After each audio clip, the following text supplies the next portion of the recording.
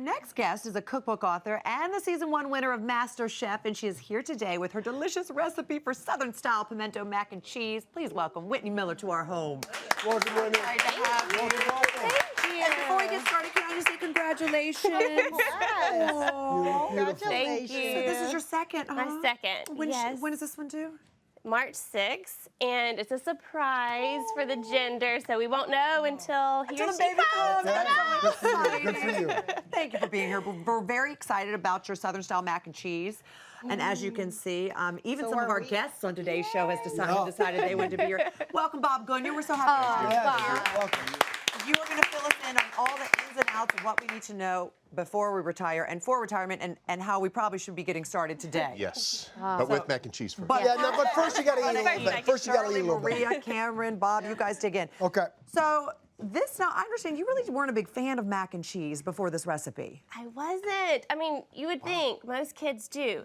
But when you have a sister that just gives you the box mac and cheese every time she babysits you, it's like, no more, please, no more box mac and cheese. So, sorry sis, but I had to create a version that I would like. So the secret ingredient to make this the best mac and cheese is pimento cheese. It's a really good idea. Delicious. Yes, so pimento cheese has cream cheese in it, and that is what keeps this creamy and gooey and cheesy, no matter if it just came out of the oven or if it like sits for just a few minutes before you serve it. Okay, I didn't know that. All right, so this starts with our cheese sauce. Yes. So over here we have our cheese sauce in a skillet. So we have the base for it. So we have butter, your garlic, because again, I like to add flavor on flavor. Okay. And then you have flour and some milk. So this is going to help build the base of it. All right, so we're making like So a then bechamel. we're going to add that, yes, like a bechamel sauce, the cream cheese. So this is 4 ounces. And you want it softened? Yes, softened. It just kind of helps bring it together a little bit more.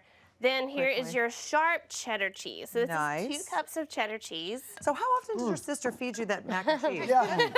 Because I've never met one child who doesn't like mac and cheese.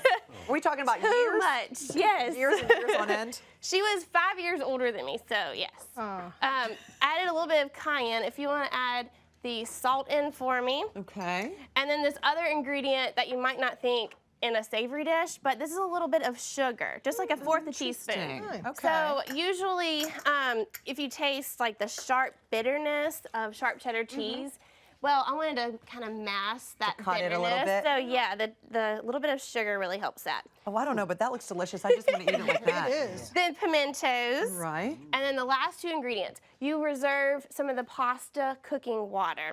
So cook the smart. pasta, and we're using pasta shells. Okay. And just about 5 minutes until it's al dente. Okay, because Then we're going to cook it again, right? Yes. Okay. So save a 1/4 of a cup of that pasta cooking water, and then there's just a 1/2 a cup more of the milk. This just really brings the whole sauce together.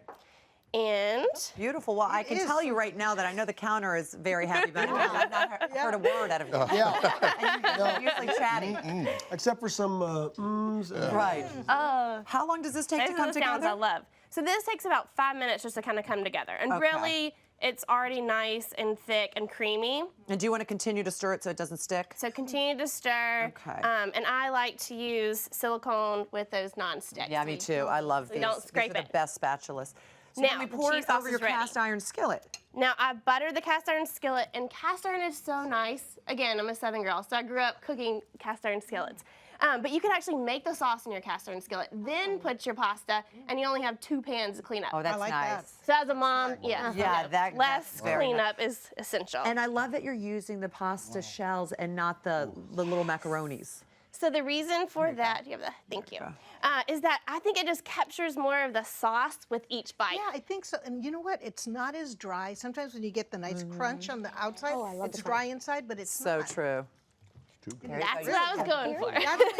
You did it. And you could stop just right there and put it in the oven. But why would you when you have so many other? No, more cheese. Yeah. Can we just not, Never get enough enough cheese? No. Called mac and cheese. everybody. It's called Load it up. Panko Some panko. breadcrumbs. Yes. All right. So what if you just use regular breadcrumbs? Would You that still can, work? but Why would you like to? Why do you prefer to use panko? the crunch. This really adds that nice crunch. And I love textures, the creaminess, and then this adds just that little bit of extra crunch. You got with it. each You got bite. it in here for And sure. then It's butter crunchy. as well. And then butter, because of course, butter makes everything better. And this just adds that nice golden brown color and again, that crunch. Makes it crunchier, doesn't it? So this goes into the oven at 400 degrees for 20 minutes. Oh, that's heavy. You want me to get that air Here, down? here, here. Are you sure? Can you do it? Yeah. I mean, not much hurt. Yeah, right. Yeah. How about that? Oh my So God, this is the finished product. Beautiful, beautiful. Again, that little crunchy edges. Absolutely. And this is the kind of recipe, correct me if I'm wrong, that you could kind of double up. If you're having like a big group come over for the holidays, you can just simply double this recipe, make it bigger, triple it, things like that. You can. And if you don't have a cast iron, you're more than welcome to use like a big casserole dish or baking dish. Yeah. Deb, you going in? Oh, I'm going in. Okay, here we go. I love this. You're gonna And be you know happy. What? You could You even did. serve it like that on the table because it's so beautiful, think straight you're out of the right. cast iron. Yeah, it dish, is you know? beautiful. And photo-worthy. my son and husband loves this mac and cheese. So it's do. son and husband approved. I bet they do. Definitely. They do. The full recipe is available on our website, and for more great Southern cooking ideas from Whitney, pick up her book, Whitney Miller's New Southern Table. Coming up.